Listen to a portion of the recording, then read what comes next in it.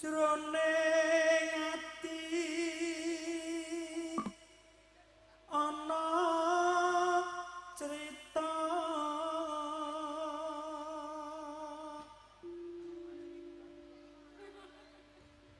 ceritane wong nandang branti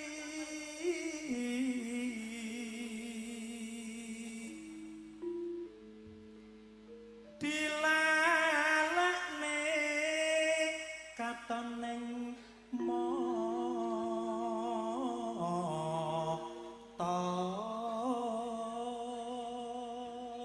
saestu kok Kang Mas wong nandang asmara senadyan dilalek-lalekne tetep ora iso tetep kelingan terus senadyan aku ning Sragen Pak Kasbul ki ning Demak kene aku ya tetep kelingan terus Mas mulane iki mau tak susul aku lho ki jane ra dijak lho Pak Gandeng anggone ning endi ning Demak anu ning Bangu melu saking pengen ketemu karo Pak Kasbul jenengan ki ora saya tuwa daleme tibake kene iki ana parikanmu to apa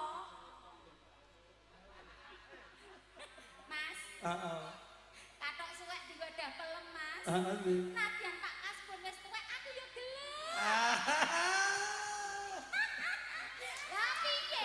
piye biyen ki kon golek ning bojo lah kok malah seprene lho urung apa jek tetep ngenteni kula sida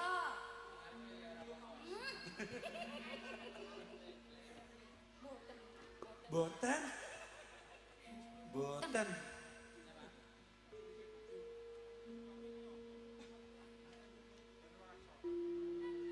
suwe suwe angangeni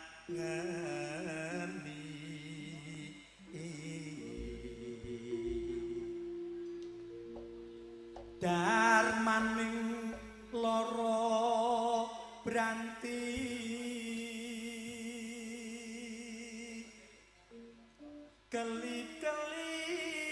kelip-kelip kadya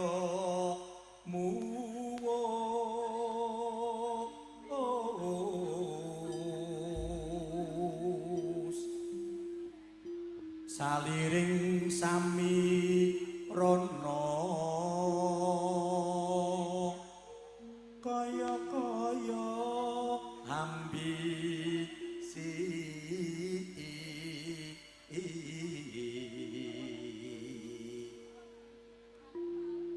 dase ira jroning ati tambah tresno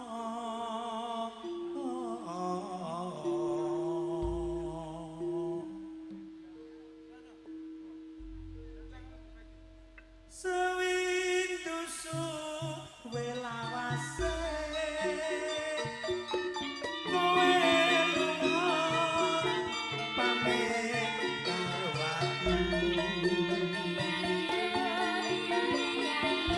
aku wong ayu bebujanku ati susah mung kangen sliramu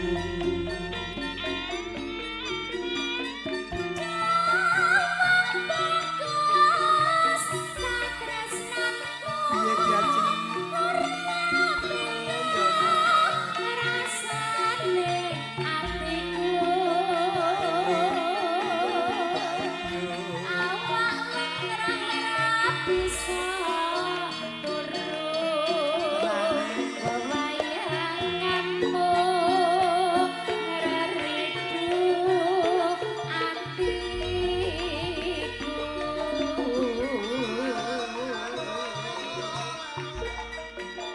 rino wanita anti aku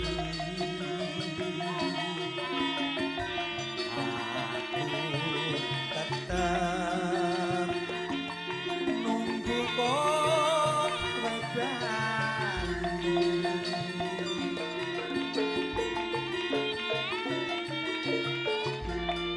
rasa kangen ra bisa mari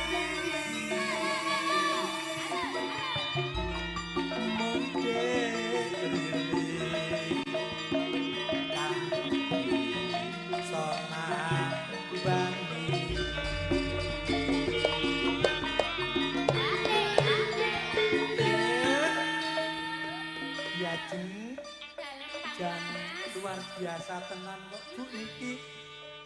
Pak Soeharto ki nimbali kula lan jenengan ki wis bengi iki kaya kontenan tenan. Nggih, saestu kok Kang Mas. Pak, matur sembah nuwun nggih Pak nggih. Sampun nimbali dalem sak rencang kanca-kanca muda laras. Muda laras iki dipimpin sapa to? Lali to sampean? Adiku lanang Mas Faturrahman. Matur sembah nuwun nggih. Menika putra kakung Suwardi Simbah Mudin Jambanan. Nggih. Mugi berkah kagem sing nanggap, ugi berkah kagem sing ditanggap ya Kang Mas. Ning ya bejane awake dhewe ya. Apa? Delala sing ditonton live streaming ki muda laras. Nggih. Ya penyanyine kudu Mbak Riri, Mbak Yunita, Mbak Mayang, Diajeng. Iya. MC-ne kudu sing wis poel. Alhamdulillah. Tujune sampean ijik lho Mas. Lha iki jope wis suwi lho. Lah nek wingi sampean ngrik-ngriken ae ujune wis mari. Ya donga pamujine Pak Soeharto nggih Pak nggih diparingi sehat. Iya. Apa ngendi Mang? Aja sumelang.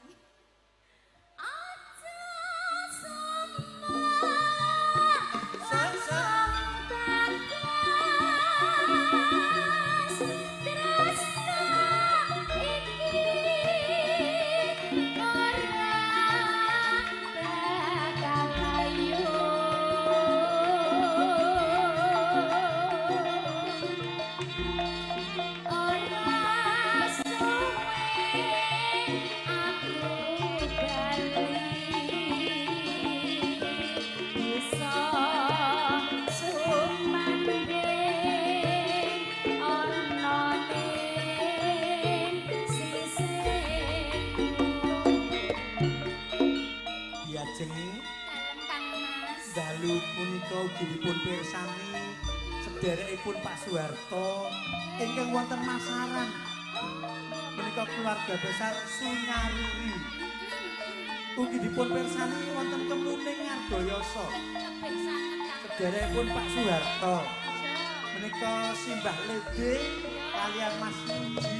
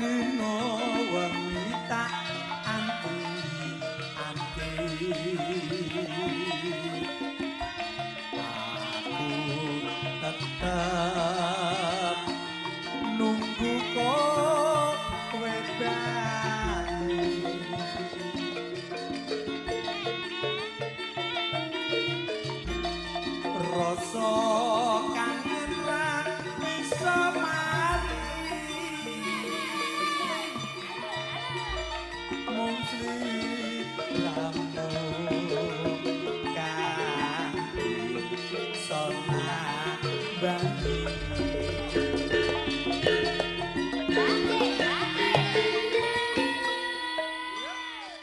Diajeng rikala kowe pas laris-larise nyambut gawe nang wilayah Demak Kudus kene. Iya. Sliramu nate cerita karo aku. Kepiye Kang Mas? Mas Tomo, aku kuwi duwe kanca neng Bangun. Iki aku rasaku kak kangen banget. Ning aku ora tau iso ketemu. Ya mung aku lewat HP. Iya. Terus tak otak-atik dadi lagu kangen ning ati. Oh iya, matur Mergo nuwun jare ya, kowe Kang cerita Mas. kangen karo Pak Pak Kasbul. Kasbul. Kancaku ngaji kuwi, Mas. Tahun 2017 to kae? Wis suwe banget kok. Awit biyen kok, Mas. Ya iya. Ayo coba ditutup.